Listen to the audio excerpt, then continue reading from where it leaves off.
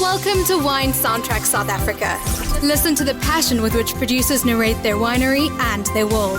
In 30 answers, discover their stories, personalities, and passions. Hello, friends and listeners of Wine Soundtrack. This is Morena Kalo, and today I'm joined by Gynore Hendricks from Great Heart Wines. Gynore, a very warm welcome. Can you tell me a little bit more about yourself? Hi, Morena. So I grew up in the Swartland. I was born and bred in Malmesbury, in the biggest town in Swartland. And I went on to study at Elsenburg after school. So straight after school, I went on to study at Elsenburg. And then I studied winemaking, which entails in viticulture and winemaking as well. And after that, I joined the Cape Winemakers Guild Protégé program, which is a 3-year internship where you get to work with some of the best winemakers in South Africa. And that's why I met Andrea Mullineux. I've been assistant winemaker, or now associate winemaker for Mullineux Wines since 2019. Okay. And Great Heart. Tell me more about this incredible brand. Where did it begin and what does it stand for? So Great Heart started back in 2020, so right in the middle of COVID. And Andrea and Chris Mullineux sat me down one day, and I thought I was in big trouble. They sat me down and they told me about this vision, this idea that they had. And it was starting this company, Great Heart Wines. And the company is basically a staff empowerment company where all of us are shareholders in this company. So it's a completely different company to Mullineux and Leeu Family Wines. But all of us, all of the employees of Mullineux and Leeu Family Wines are shareholders in this company. And I think it's a great initiative because it's a sense of ownership where people from different departments, whether you're working in the vineyards or in the winery or in the sales team, we all get the same amount of shares, and we all own the brand, the company. So I think it's a great way of educating and also giving back to the community and to the loyal workers, if I can call it that. Basically we actually chose board members in this week, where the directors are from every sector of the company. So there's a guy from the vineyard, there's a cellar worker, there's a salesperson. So everybody gets a chance to get educated in the sense of leadership and ownership as well. I think it's an incredible initiative, really, and you know, you see a lot in the big companies out there how they give shares to their loyal workers, and this is really on the same level, just on a much smaller scale. So it's really great, a great way of not only getting loyalty from your workers, but really empowering people to make decisions and to grow their own piece of something in life. I think it's awesome. Tell me about the wines that you make. So we started making, or the first wines we made were Chenin from the Swartland, and then a red blend from the Swartland, which was Cabernet Sauvignon, Shiraz, and Tinta Baraka based. And then we did a Cabernet Sauvignon, a straight Cabernet Sauvignon from Stellenbosch, and a Chardonnay. So those were the first 4 core wines that we started with. And recently, so last year, I went to Andrea and Chris and said, listen, I really feel that I want to make something from a cooler climate. And they helped me source a vineyard in Elgin.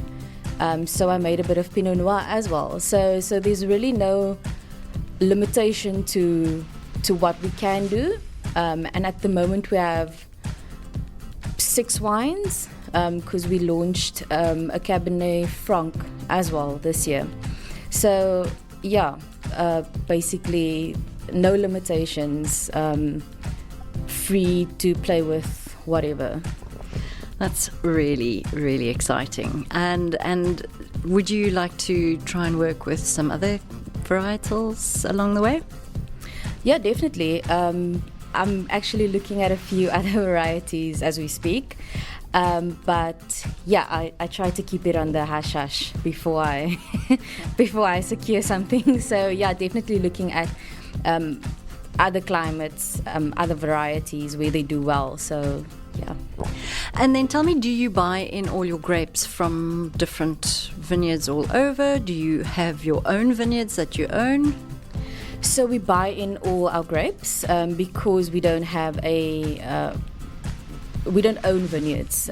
We don't own a winery. So all our wines, all the grapes we buy in, all the wines we make between the wineries, because it's more cost effective and more profits, which means we get more dividends at the end of the day. So it's really about being more profitable, but also making great wines. It makes perfect sense, really it does. Tell me about the label. It's really very striking. Yeah, so the label was designed by a famous artist that does a lot of work in Franschhoek, Jaco Sieberhagen. And the idea behind the label was, so you can see it's kind of a face, but with wagtails at the back. So the Cape Wagtail is actually the bird that gave the idea of the label.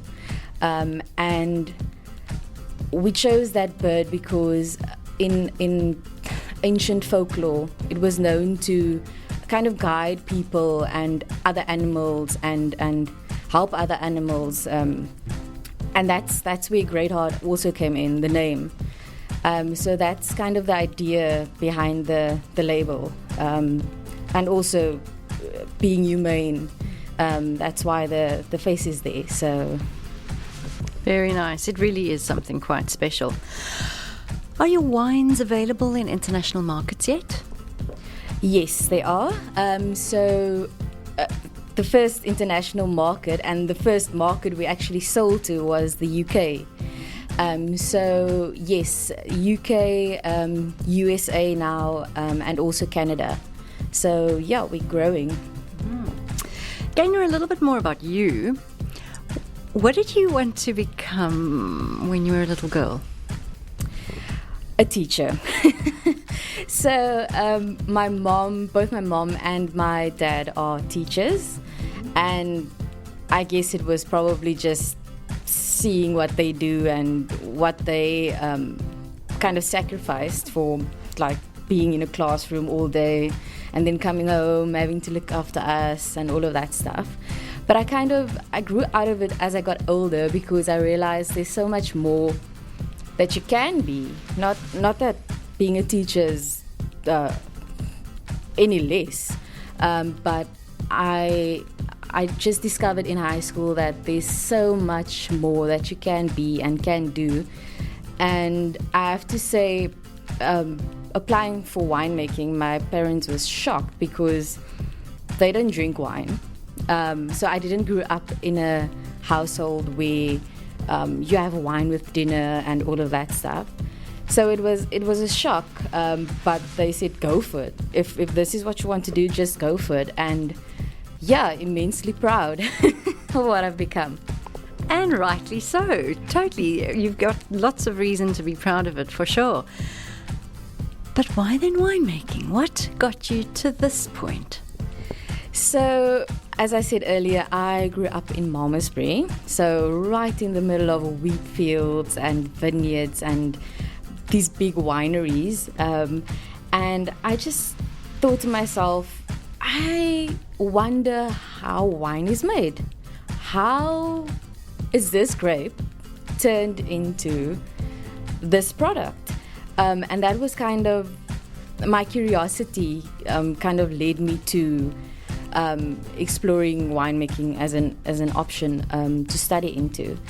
And I have to say, when I got to Elsenburg, obviously it's on a farm.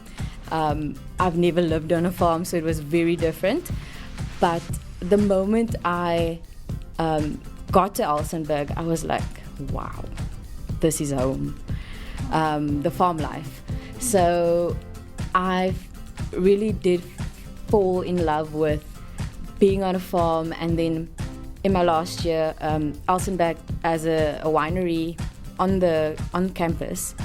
So in my last year, working in the winery, but also having to go to classes. So I think that rush and that excitement kind of stuck to me, and that's why I decided on doing this, further, taking my journey further. That's an amazing story. And tell me, was there a moment where you maybe had a sip of a wine and thought, wow, this is amazing, this is something really special? Or did you have to drink quite a few to get to that aha moment? Was there a seminal moment? Yeah, so I had to drink quite a few wines to get to that moment. But I have to say, Takara's Director's Reserve White Blend, the 2016, was one of my favorite wines at the time. And it was really one of those wines that had me like blown away. I was shocked at how like good and pure and just everything was just great about the wine. And that was really my aha moment. I worked at Takara in 2017 during the Cape Winemakers Guild program, and that's obviously where I tasted it. So that was my moment. Your seminal moment. Fantastic. Of your wines in your range, what is the most expensive one? So I would say the Chardonnay, the Cabernet Sauvignon, the Cab Franc, and the Pinot Noir is kind of in the same price range, so about 305 now, I think. Where the Chenin Blanc and the Red Blend are about 136, I think, now. Yeah. Okay. And then in terms of the wines in your cellar right now, not the ones in bottle, the ones that are kind of just doing their little thing. And I know this is an unfair question asking a winemaker which one is their favorite, but it's not about which one's your favorite. Which one is giving you the most joy when you walk up to the barrel or the tank with the thief and just have a little taste? Which one is that? So, I have to say the Pinot Noir that's lying in barrel now. I have to say it's one of the most difficult grapes I've ever worked with. Not that I've been working with grapes for a long time, but it's definitely one of the more challenging ones. But it's also one of the ones where you come back after a few months and you taste it in barrel and you're like, this is why. This is why I chose this grape, and this is why I chose this specific area for this grape. So that's definitely my most, I would say, prized wine. Fair enough. It's nice to have a new challenge, isn't it? Tell me a little bit of a contentious question quite often, but what is your opinion on wine critics or wine scoring or even just wine competitions? I think there's a place for everything, for all of that, for wine shows and wine critics and all of that.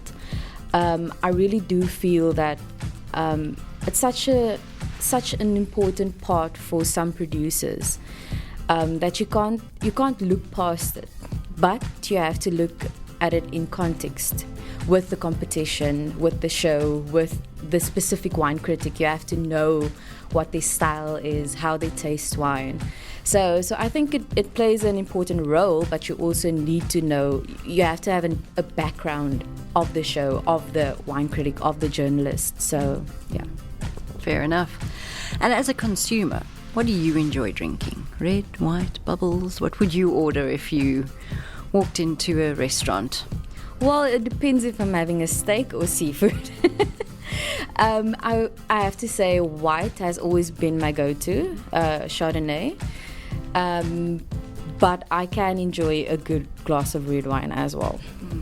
It really depends on the mood and the food and all of the above. Are you into food and wine pairing? Do you have like a recipe of what you know works, or are you more adventurous in terms of saying just wing it and see what works on the day? I have to say I'm more adventurous because everything doesn't taste the same every day. Everything doesn't drink the same every day. So I have to say I'll open more than one bottle of wine just to see what works best with whatever I'm having. So yeah, that's my take on that. It's more about having fun than taking it too seriously, and then if it doesn't quite work out, then it's not such a big deal, I think. That's my take on it anyway. Have you got a hangover cure? Wow. Actually, no. Oh. Hey? I can't remember when last I actually had like a really bad hangover. Wow, that's a good question. I would say your hangover cure is self-control in that case. Yeah, I would say so too. Okay.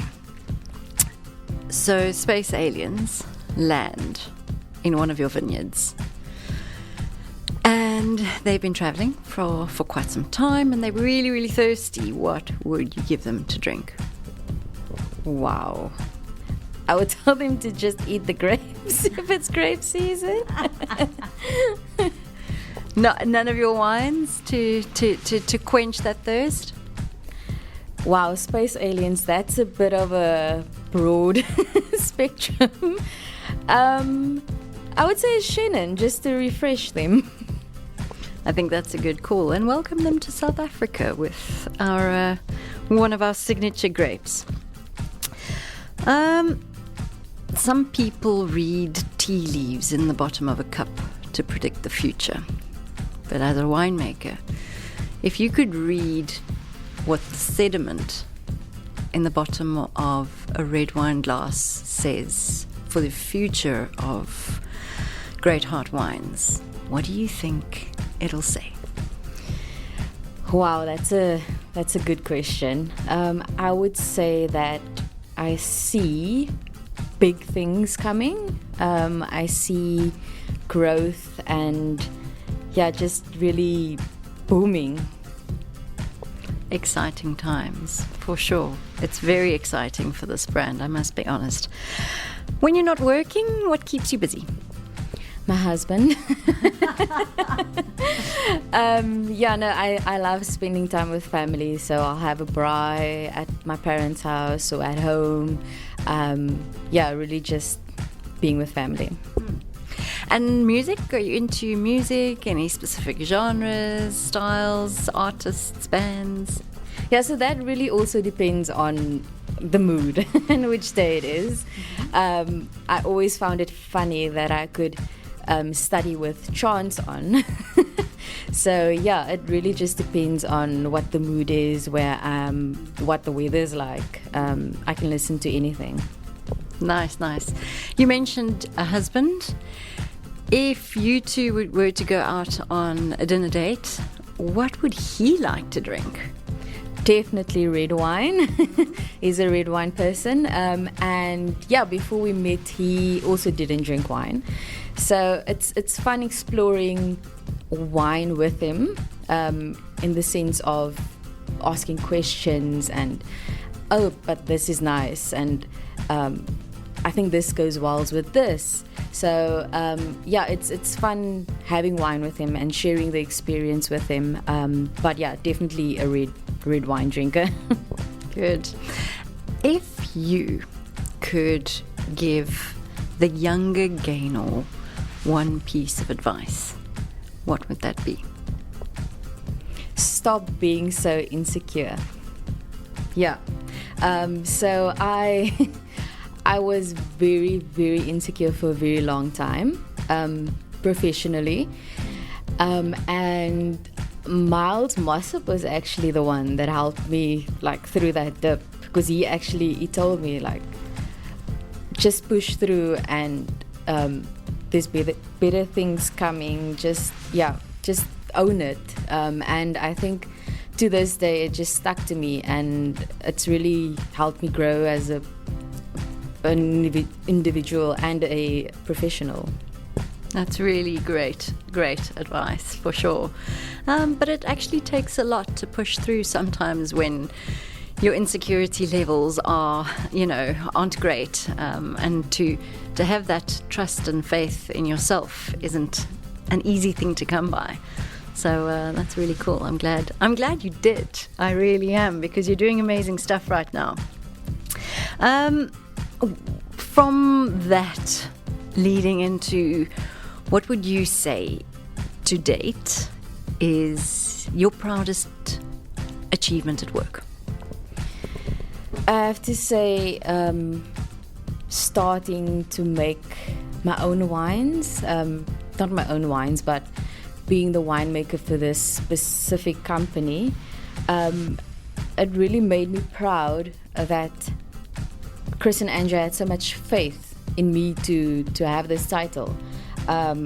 Obviously under the mentorship of them, and them helping me a lot, but I think that was one of the proudest moments when they sat me down and told me about this vision they had for this company, and that they want me to be the winemaker. I think that was one of the proudest moments. For sure, especially since you went in there thinking you're in big trouble. I can just imagine the shock. That's very, very good. If you could enjoy a bottle of wine with anyone, dead or alive, who would you have the bottle with, and what bottle is it? Wow. I would say my grandpa. Probably a red. Because he, in his last years, he actually enjoyed having a glass of red. So yeah. Very, very nice. Do you think we'll still be drinking wine in 2,000 years' time? I hope so. I really do hope so. I think wine is one of the most ancient and special drinks that one could have.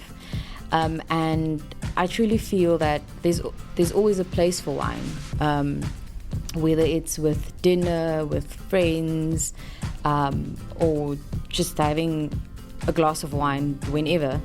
I definitely think that wine will stay with us for a while. Mm-hmm. If you were to go to a deserted island, and you could take 3 wines from anywhere in the world, what would you take? I would definitely take a South African wine, a white South African wine. I would take a Pinot Noir from France, and I would take probably a cab. I don't know from where, but a cooler climate, or not a cooler climate, but not as warm climate cab, not a big bold cab, more elegant cab that I can enjoy. Very nice, very nice. Are there any winemaking areas in the world that you would really like to explore? Definitely. No, there's a few winery areas that I would definitely want to, even if it's just to travel to. Spain, Italy, Greece, America, New Zealand, Australia. I mean, it's all very good winemaking regions in their own rights. And I would love to see what they do there and how they make their magic. For sure. The world is really your oyster. You're still young, and hopefully you'll get the opportunity to do exactly that. Gynore, we're almost done. Before we finish, I would like to play a little game with you. So, I'm going to name 3 cultivars or wine styles, and I would like you to pair each of them with music. So either a specific song, if there's one that pops to your mind, or an artist that you feel represents, or even just the genre that represents this style or variety. Let's start with Chardonnay. Classical music. Very nice. That's quick off the bat. How about Pinot Noir? I would say R&B to make it a bit spicy. That's cool. I can actually see that pairing work very well. And then a last one. How about Cinsault? Wow. I think I would throw in a bit of rock into that one. Funky. Very, very funky. Gynore, thank you so much for joining us today. Would you like to remind our listeners of where they can find Great Heart Wines online? And if they were to come to South Africa, is there a brand home where they can taste your wine? Yes, so Great Heart is sold in Franschhoek. So we have a Great Heart Wine Boutique in the main road in Franschhoek, where you can buy our wines and also taste our wines. And then we also have an online shop and also a website where you can explore the brand, obviously read up on what it's all about, and you can also order for delivery on there. So it's just Great Heart Wines. Fantastic. Thank you so much. Thanks for listening to a new episode of Wine Soundtrack South Africa. For details and updates, visit our website winesoundtrack.com.